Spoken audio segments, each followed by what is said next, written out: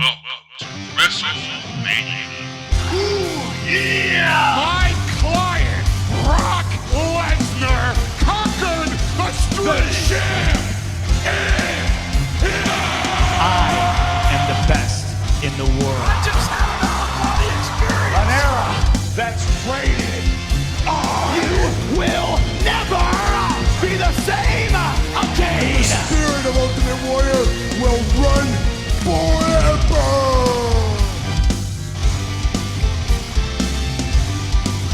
Hello all, welcome to another edition of your boy Alyx Man's WrestleMania review series. We are on number 28, WrestleMania 28, the show known for end of an era and once in a lifetime. Now looking back in 2012, I came out of it very pleased. I thought it was a good show and it got me excited for things to come, especially that ending. They did something in the main event with John Cena that made me think that he was going to do the impossible. He was going to turn heel. And it never happened. Now, originally, they were going to turn him heel. Yeah, they actually brought new merchandise, got him new music, was going to actually flip him away from what he was and turn him heel. But at the last second, Vince McMahon got cold feet. And he nixed the idea. Imagine how different and how awesome 2012 would have been if John Cena turned heel. It would have been better than what we got. So much better. What did we get? John Laurinaitis versus John Cena? Oh my god, that's so much better. No, it's not.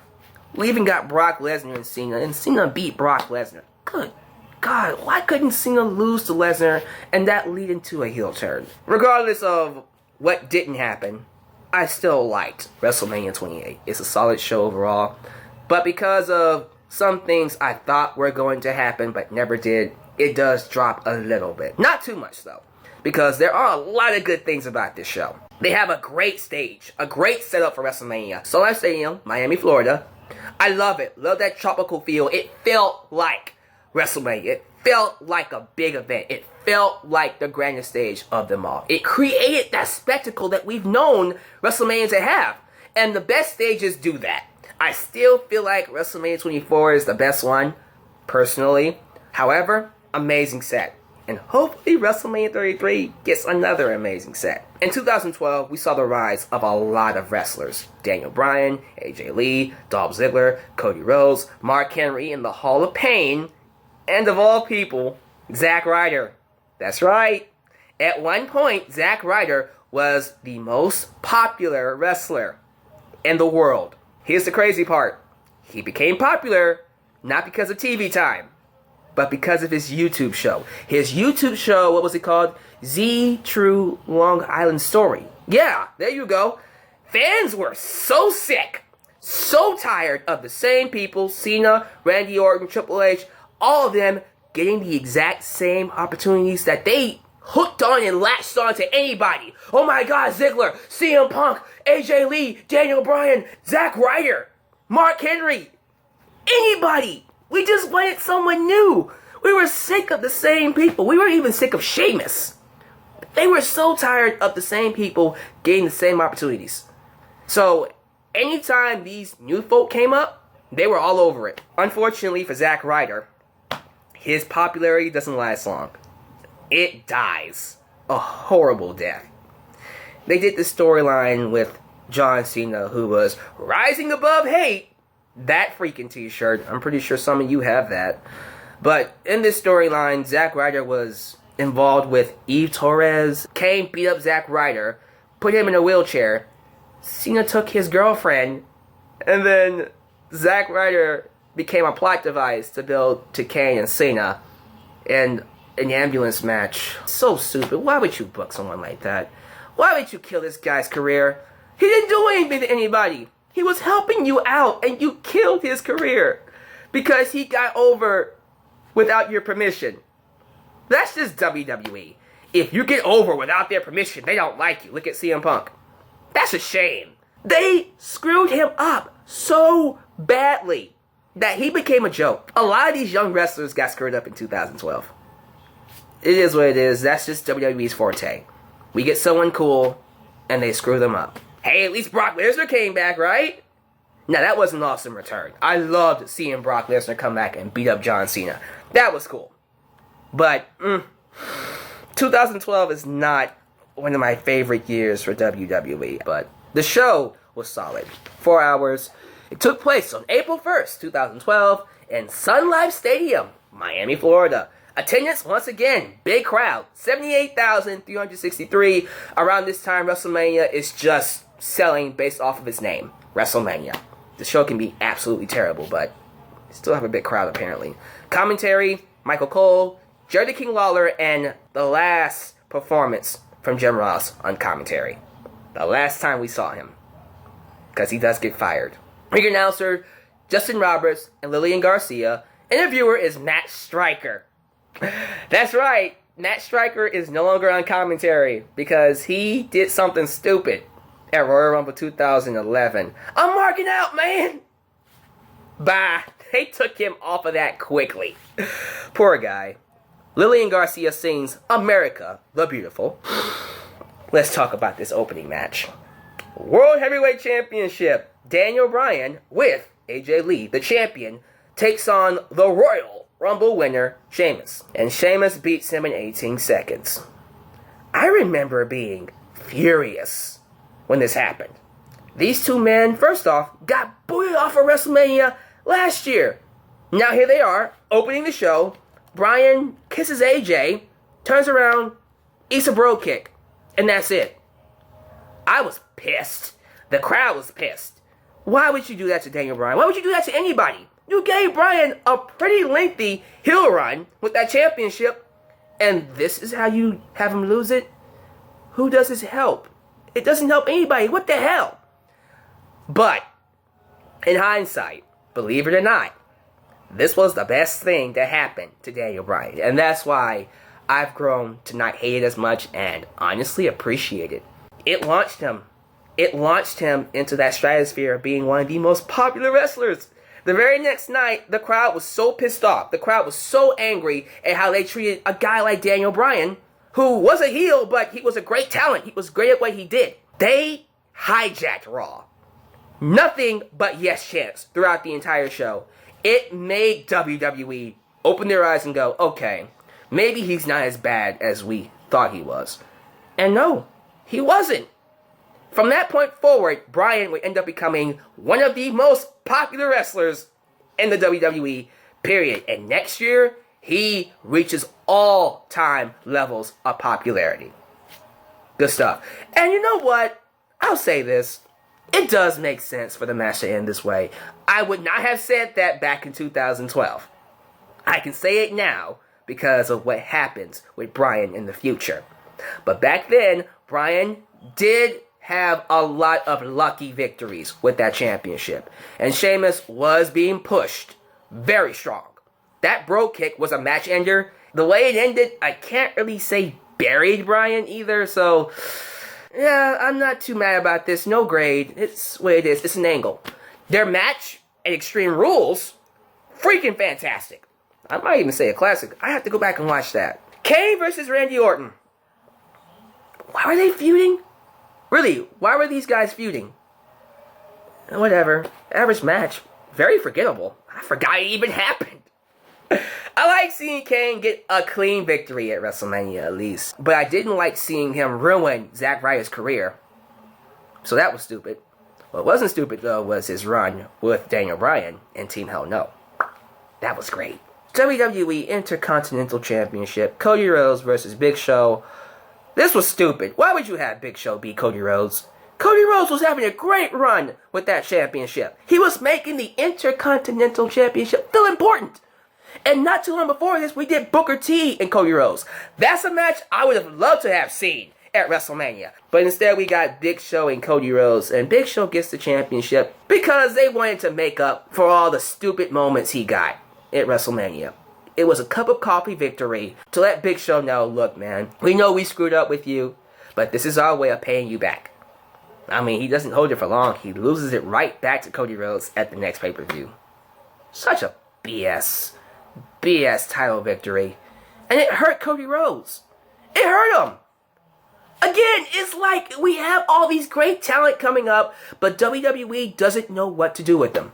Oh great, more Divas matches, and this is the only Divas match. Once again, no Divas Championship match, because the Divas don't matter. They don't. I'm sorry, in 2012, the Divas didn't matter. Maria Menounos and Kelly versus Beth Phoenix and Eve Torres. If I'm not mistaken, this is the final WrestleMania for Kelly and Beth Phoenix. I think she leaves not too long after this. I think. Regardless, underwhelming. It was exactly what you thought it would be. At least it got more than 3 minutes. It was like 5-6 minutes. But what kills me is that they built up this strong relationship with Beth Phoenix and Natalya. Pin up strong. And I'm thinking, oh great, this is a great platform to launch a WrestleMania match between the two. We never got it. Because screw the Divas. And people were calling them piss breaks and stuff like that. And you know what? I was one of the few people trying to defend them. And I looked like an idiot defending them. Because WWE just didn't care about the Divas. Which is why the term Divas is dead. This is why. Next up, WrestleMania Street Match number 20. End of an era. Hell in a Cell. The Undertaker versus Triple H, the game! With special guest referee, the Heartbreak Kid, Shawn Michaels. I had the same feeling I did back then. And the feeling I had back then was that this was one of the best matches to ever take place at a WrestleMania. The only downside is the cell. I kind of feel like in hindsight, we didn't need Hell in a Cell. We only gave it Hell in a Cell to make it feel like a big time match. And that's what it was there for. We didn't really use it. So why even have it? Regardless, without question, a classic. I'd be hard pressed to find anything else wrong with this match besides the cell. If the cell was the only bad part about this match, we didn't need the cell. Okay, that's not really a bad thing. To me, it was supposed to create this idea of a big time match, which it did. So I can't really say it was a waste of time or a waste of space. I love this match. I've watched it 20 times at least. A great story. I love how the last 3 WrestleMania matches built into this match. It started with Shawn Michaels going after the Streak in WrestleMania 25, having his career ended, Triple H going after it to avenge his friend, and now here they are, Shawn Michaels as the special guest referee, who had the story of, okay, he couldn't end the streak in 25, but could he end it here by screwing over Taker?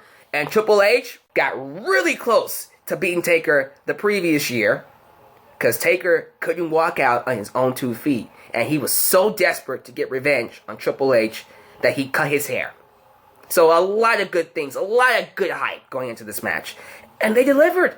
I loved it. The biggest moment of this match was Shawn Michaels hitting the super kick and then immediately being followed up by a pedigree. And I remember watching this match and going, that was it. And when they kicked out, it was amazing. Is it really the end of an era if Taker continues to wrestle? Especially if Triple H continues to wrestle? I don't know. The end of an era slogan doesn't hold up as much. But still a classic. It feels like a culmination of all 3 matches that took place before it. So, yeah, classic. Absolutely. We got Team Johnny Laurinaitis versus Team Teddy Long. John Laurinaitis' team won. We had Ziggler and all kinds of people that nobody cares about in this match. It was average. It didn't really matter. WWE Championship Match between CM Punk and Chris Jericho.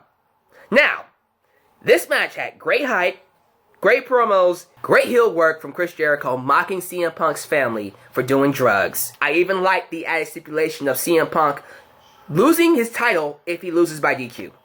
I love that. And Chris Jericho played into that too, really playing some mind games. The first half of the match is a little slow, but when it picks up, it hooks you and doesn't let go. Loved the psychology of Chris Jericho doing everything he can to avoid the Anaconda Vice, because he knew if he got hooked with that Anaconda Vice once, that was it. I won't say it's a fantastic match because that doesn't come until next month. They have an awesome match at Extreme Rules. Finally, we get the main event. Finally! We get The Rock versus John Cena. Once in a lifetime, and then next year we get twice in a lifetime. But as for this one, I thought it was a good match. for a match that had a ton of hype behind it. And I mean buttloads of hype. They spent a year building this match. They did everything they could to make fans buy tickets to see this match, and I dare say it succeeded. This match delivered in all kinds of ways.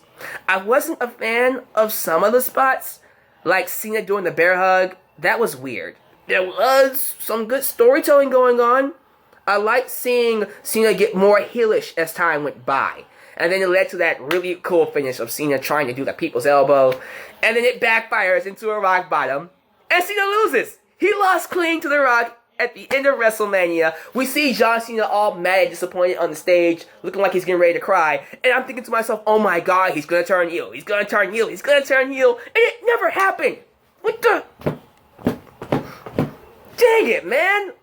Why? Why would you not take advantage of this heel turn? It would have been awesome if they turned him heel. But no. Mr. Vincent Candy McMahon, the man with the grapefruits, got cold feet. That's a shame. That's a damn shame. Regardless, solid show. The next one, I'm not gonna like sitting through. WrestleMania 29. Great. Here we go. I hope you enjoyed this review. Give me your thoughts about WrestleMania 28 down below in the comments. But thank you guys for watching. This is your boy, Deluxe Man signing off in Deluxe Man's World. Catch you at WrestleMania 29.